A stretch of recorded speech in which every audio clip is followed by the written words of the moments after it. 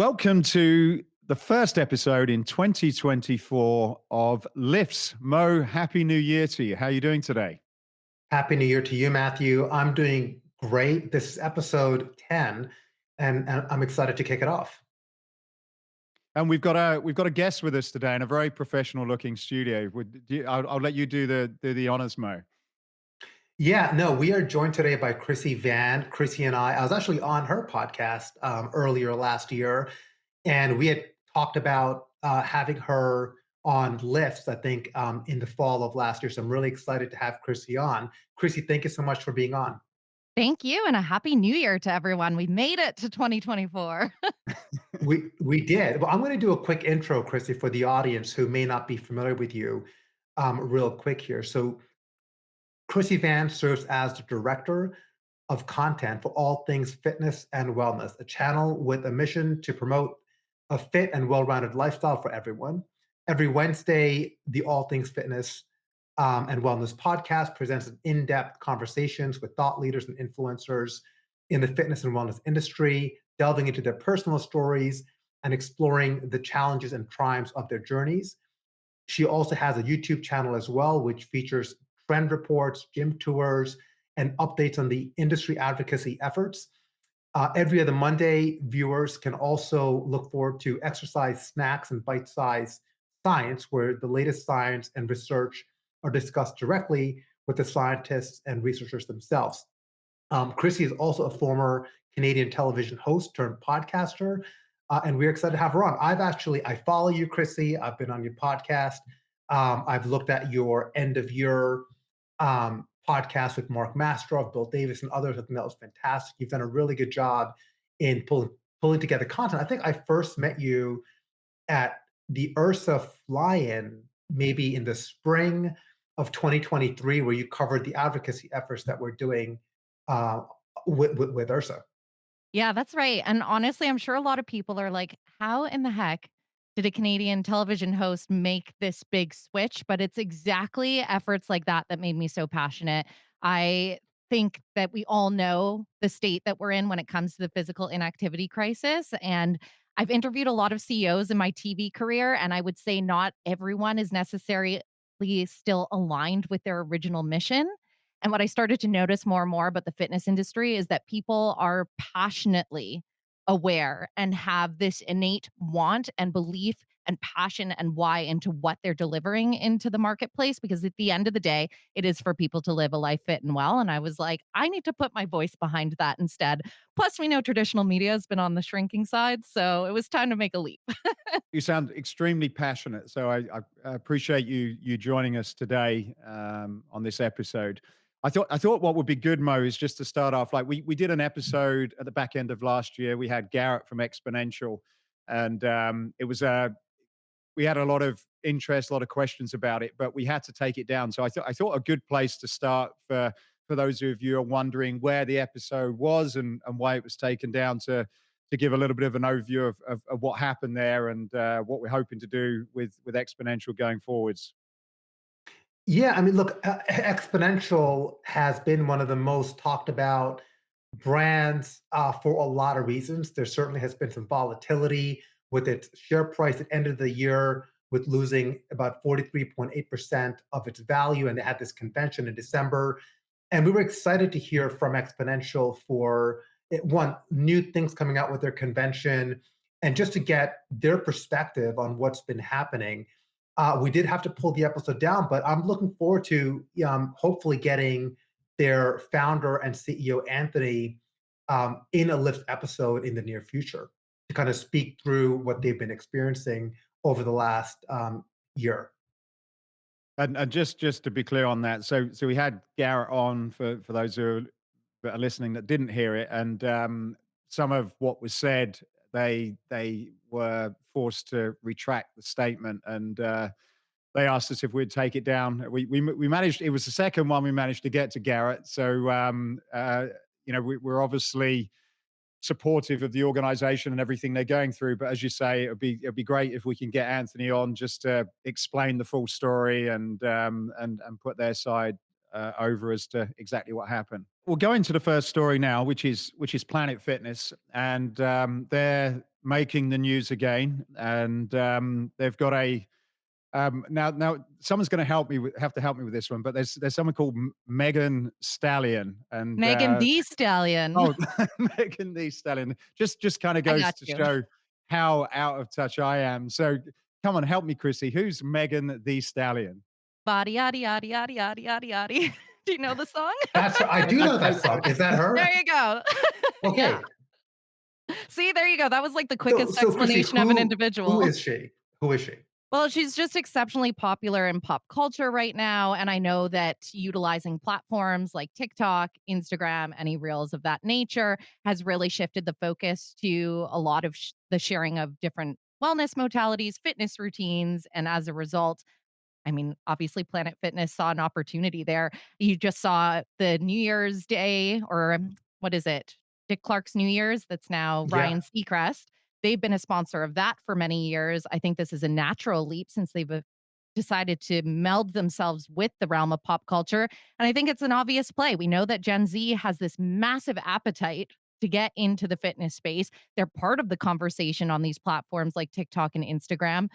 Jumping on and getting a celebrity like this nature to endorse their gym, pretty smart move. And also the fact that the ad itself is tackling all these stereotypes, right? From kind of that greedy, seedy office manager in the back. And she's coming there as Mother Fitness to dispel all these myths and say, hey, we're a judgment free zone. And she's been a big advocate for body positivity as well. So the fact that inclusivity is such a big part of the conversation seems like a pretty strategic move on their part. And obviously, they had the budget to do this because I'd be really curious to see what that endorsement cost. Yeah, I think this is a continuation of smart moves by Planet Fitness. A couple of years ago, not to this extent, but they opened up free gym memberships to high school students over the summers, and that proved to be one of the best and smartest acquisition and marketing plays any gym has ever done. And now we've seen other gyms also kind of emulate that plan. I think this year too.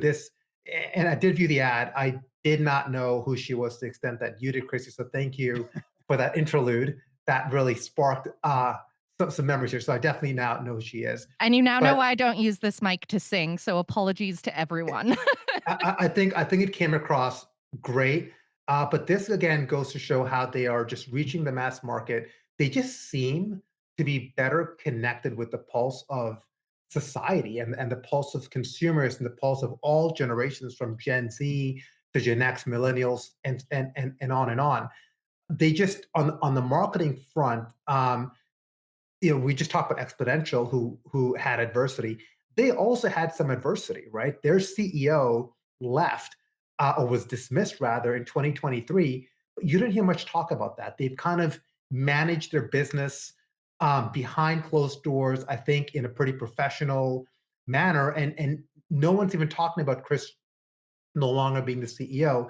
And the focus really is on back to acquisition, back to talking about healthy behaviors and healthy activities.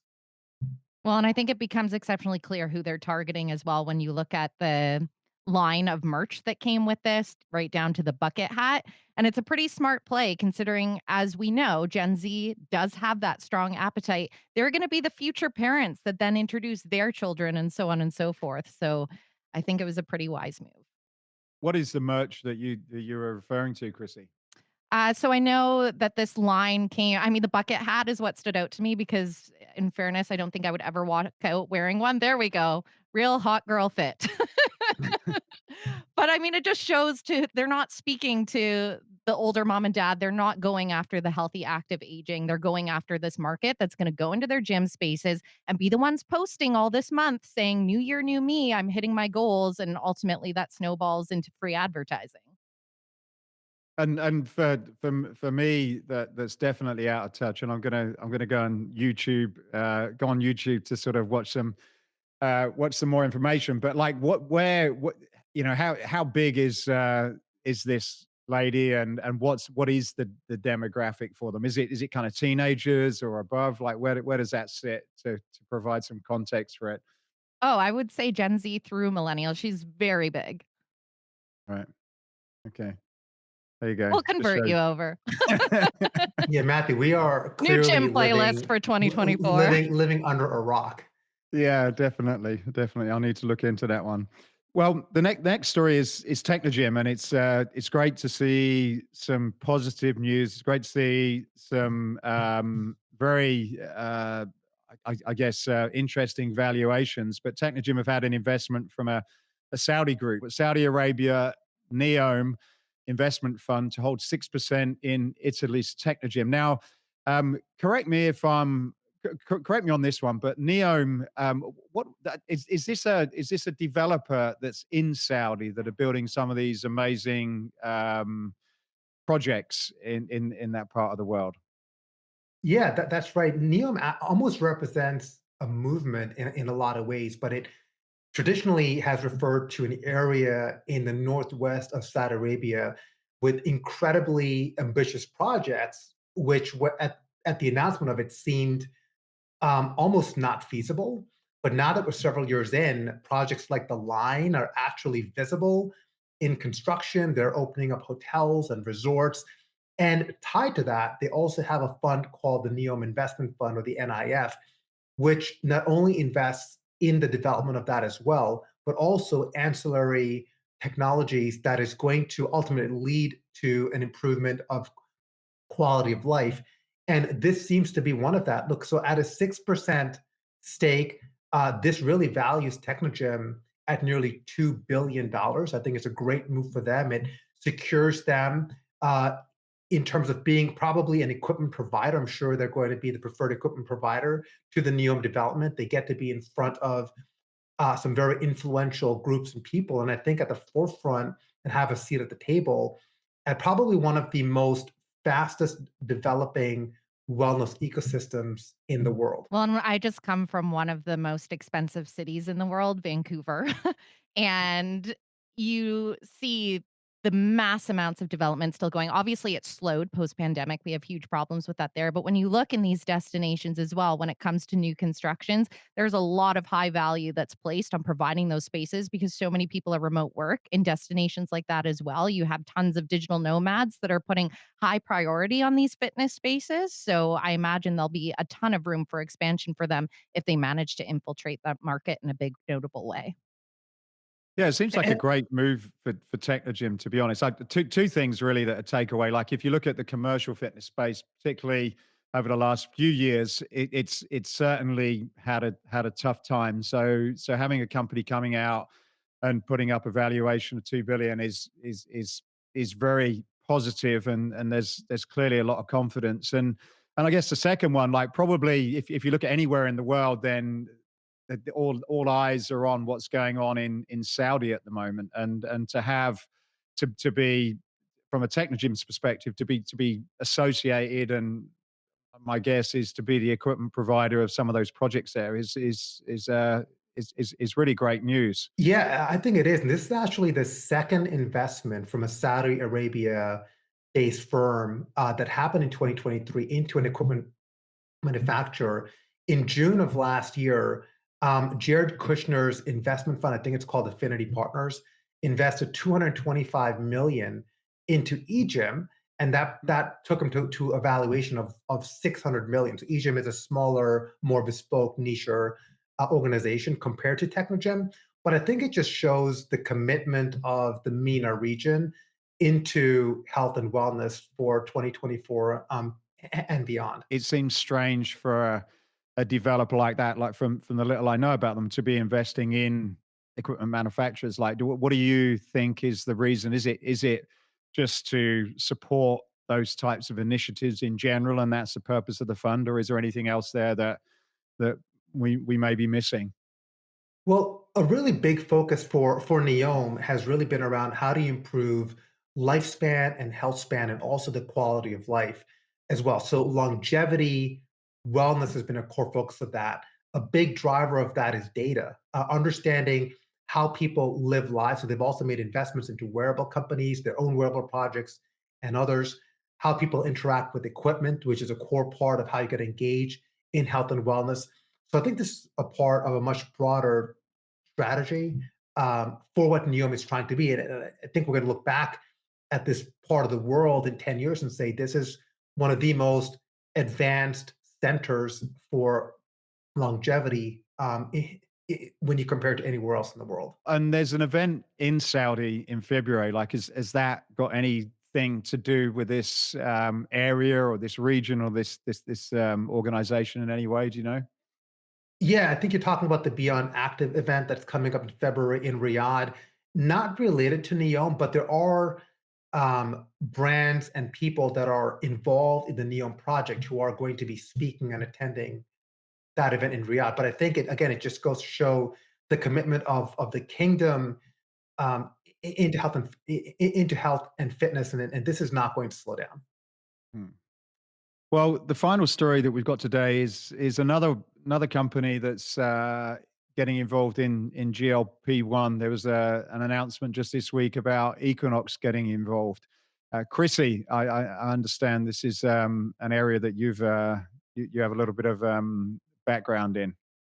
Yeah, honestly, I just have found, like many of us, this whole evolution so fascinating to watch. And recently, I mean, we're showing a People story here, but in People magazine, it was Oprah on the cover. She didn't specify which one she was using, but endorsed the fact that I have used weight loss medication to lose the weight. So I think we're starting to see a lot more honesty from pop culture in that regard, which naturally is going to have a ripple effect. And Equinox kind of being that celebrity luxury gym tone, it makes a lot of sense that they would create this alignment. I think it's very important to have programs like this because it was exactly my concern. It's great that it's the quick fix. Without a doubt, this is one of the biggest things we'll look back on and in this huge tremendous turning point. It can help people when it comes to dealing with obesity, but for a lot of people, they are utilizing it for methods to lose weight before the wedding or the big event. And there are still massive repercussions in regards to these medications. When you look at the side effects and they are well documented, they're not things that are taken lightly if you are that percentage that's receiving them. And I do think it's important as well when it comes to that hand holding through the journey because there is no habitual behavior or accountability if you're just taking a medication. You are not building any of the healthy habits or foundations that are going to be required to maintain what you've just achieved, especially if it's somebody that's decided, hey, I don't want to take an injection for every week, month, whatever dosage you're on for the rest of your life.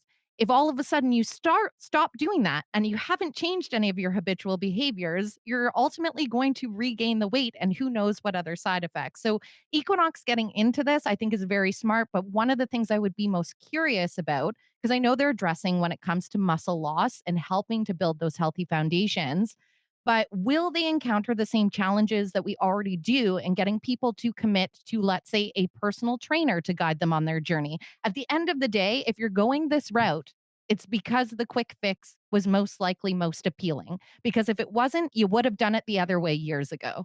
So, will they be able to convert people to come along the journey? Will be the thing that will be interesting. And I hope they do, because I do sound very passionate. Because in my mind, and I've shared this with you, Mo, before, my dad was a type 1 diabetic. You know, he dealt with a lot of the chronic diseases that we see. And in his case, this type 1 is autoimmune. You're born with it or you're going to have it. It's not type 2 diabetes that is preventable, but we're seeing people suffer from these preventable diseases as a result of lifestyle choices that are preventable. And I think at the end of the day, you can't take a shortcut on that. You absolutely cannot. I think a part of that is one, there is this broader, and it's really interesting, right, to see how people really embrace new technologies or new prescriptions or training programs or supplements because celebrities take it. And we've really seen that happen with Ozempic in a way that almost, you think about how AI blew up in 2022 and last year. This is probably number two from a trend perspective, but a lot of people have reported a lot of success around it. Now, one of the things that we're learning is that when you are on a GLP-1 based drug like Ozempic, you tend to lose more muscle mass, probably because you're losing it at a rate that is more quickly than regular methods like diet and exercise. And we've seen reports as much as 40% of your weight loss could be muscle mass. So this program that Equinox is launching is designed to slow down that muscle mass loss and make sure that the weight you're losing is predominantly fat and less on muscle. But I think Equinox follows, and they may be a little bit late to the game, but they follows other companies that have made bolder investments. Early in the year, Weight Watchers acquired Sequence, which is another company that prescribes GLP-1 medication. You saw Lifetime announce a pilot program of GLP-1 with their wellness clinic. And we just talked about Exponential, who acquired Lindora, which also prescribes GLP-1. So I think as an industry, it's probably hard for us to escape the impact and the effect that GLP-1 is going to have, because you're going to have members that are going to be coming to your gym, coming to your studio, who are on the medication and are going to want to find ways, to your point, Krissy, to make it the most effective, because this isn't a secret, but as soon as you come off of it, a lot of people tend to gain that weight back. So how can we institute lifestyle changes, whether it's a combination of diet and exercise, to make sure that once you come off the prescription, that you continue to have this healthy way of life. Yeah, and it's one of those things too, I think at the very least, it's gonna build more awareness for people, even if they're not necessarily participating in the program right away. It helps build the awareness of what could happen and what most likely will if you don't take the appropriate steps. Does it mention any in the article at all? I've just been trying to read it now, but any details about what the program is? I know when we covered the Lifetime, it was more about that they were offering GLP-1. The way this one seems to be um, explained is that this is more of a specific program, and I know generally when Equinox launch things, they tend to package it pretty well, and it sounds like it's a workout program for as opposed to the fact that they're offering it, if that makes sense. Yeah, the other thing, Equinox never shies away from PR, right? So I think a part of this is a bit of a PR play, but I do think that, to your point, they're packaging this with specific training. So I would just assume that if you were a personal trainer and your client is on GLP-1, you might focus more on strength building exercises, maybe less on cardio, compared to someone who might not be on GLP-1, right? So I think and I think this is a really smart move, because if you are a trainer, having the knowledge to understand how the body's going to respond to this new therapy is going to be relevant to how you build a training program for your client. So I think this is a really good move by Equinox to kind of improve the tools that are available to the training staff.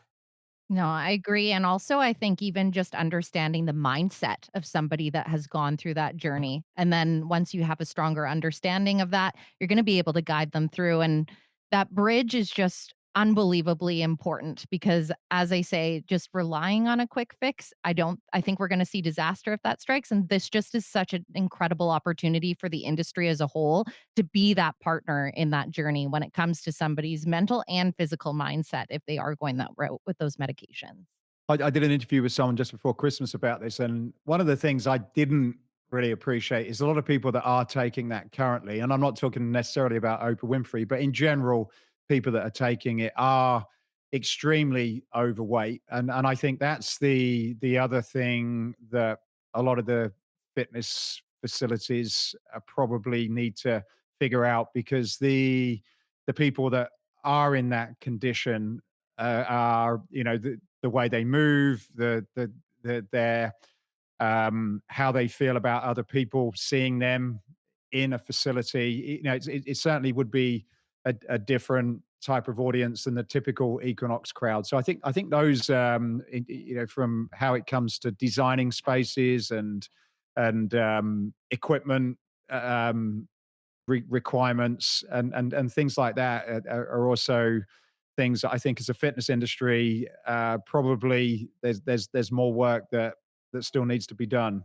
Yeah, I would agree. And I think this is going to have a broader impact in that as well. That's a really interesting point, Matthew, because when you think about it, the traditional person who would sign up, and we can get into that here in a minute, but sign up for a new gym membership, typically the target for GLP-1 based prescriptions, yes, you've got these celebrities that are just trying to take it to lose 10 to 15 pounds, but the majority of it are really obese people that have a high BMI who might be uncomfortable coming into a gym. So I think even training trainers on how to make them feel comfortable, how to create an inclusive environment is really going to be key to make sure that they have the outcome that they deserve. Yeah, it's almost taking what we see in the new year, which I know we'll be getting to, and amplifying that times 20 because we know a lot of people walk in and then walk back out. And it's for a lot of similar reasons. It's intimidating, it's overwhelming if it's new.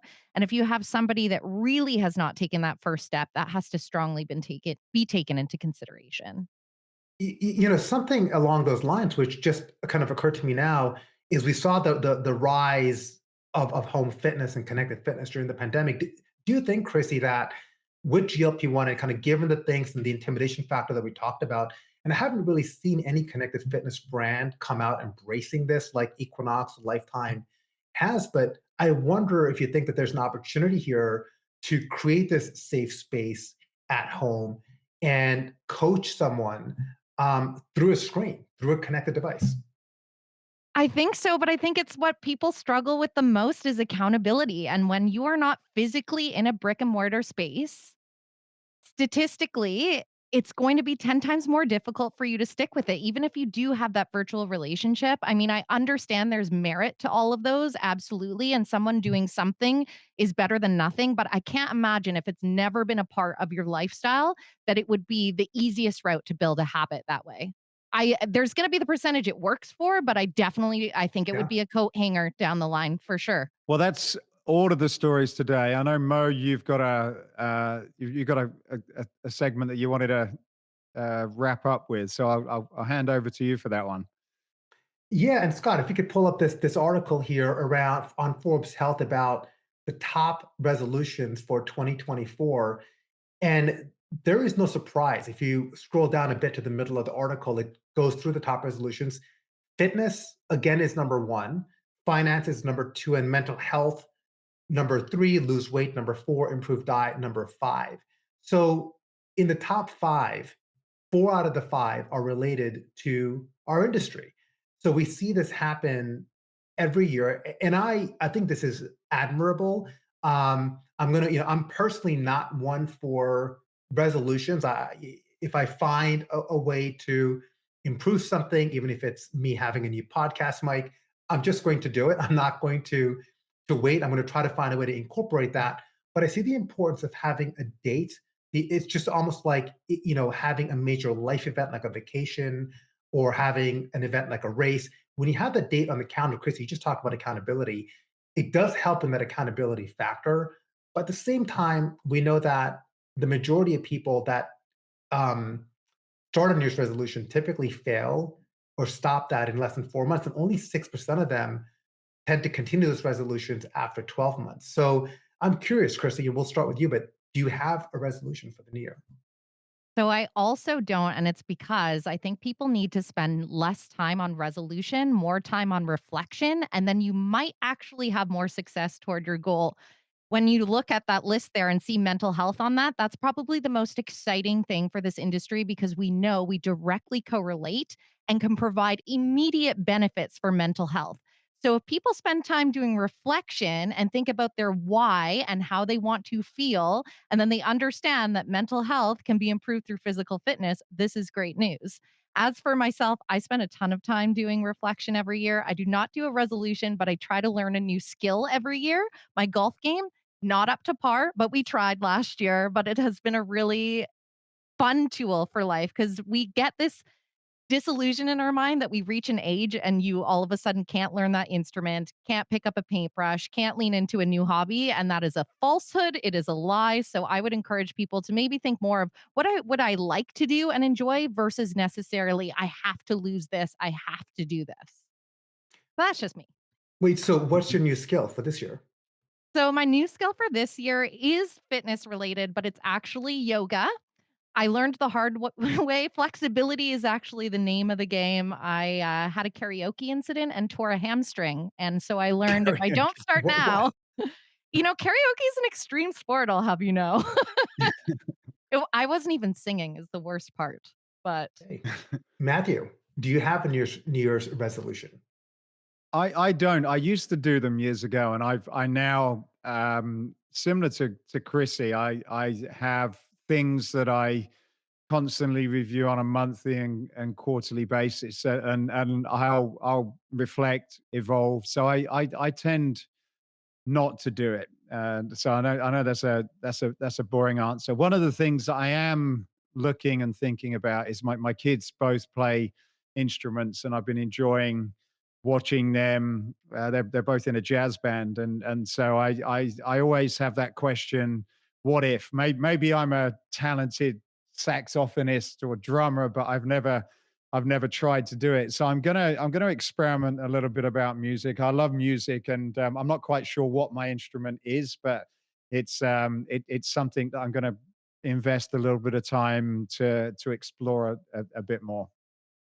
No, and I love that. I think that's key, right? Bringing it back to family. Both you and I, Matthew, have young children, and kind of carving out time to spend with them is invaluable because you're never going to get that time back. So I love that you're going to get into music.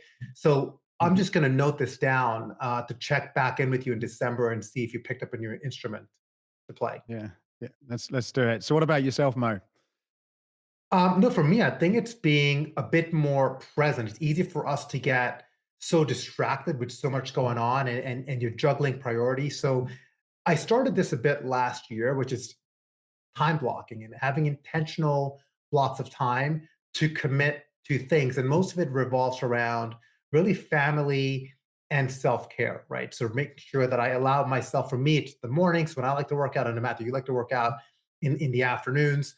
And then also blocking out time for my children, for my wife, to make sure that I'm disconnected and I'm present and I'm there for a few hours a day. And I think that that is a goal of mine, which I started last year and I want to continue into this year. Well, that's it for this episode. We're going to be next week. We're in Vegas, Mo. We are. You're, We're you're going to be so when this episode drops, we're actually going to be in the middle of CES. And I'm incredibly excited about all things that are wearable, health, and fitness related that are going to be announced. So we should have a slew of guests on the next episode of Lifts to cover the highlights of CES. and Krissy. What are your plans? What can we look forward to hearing on your podcast coming up in the next month or so? Yeah, we've got Neil Spruce coming up to talk us through the latest in nutrition. I have Dr. Intelkoffer coming on as we head into Blue Monday to talk about that correlation between mental health. We've also got the John W. Brick Foundation coming on again, because I know we're heading into that time where those resolutions start to slip away. So we're going to learn a little bit as an industry of how we can help people stick to it and hopefully improve all those facets that they had on that list there when it came to their resolutions this year. Because just because we don't all have them, a lot of people do. Thank you so much, Krissy, for joining us in this week's episode. Mo, thank you again, and I'm looking forward to catching up with you next week in Vegas for CES. And I'd like to thank everyone for listening to this week's episode of Lifts.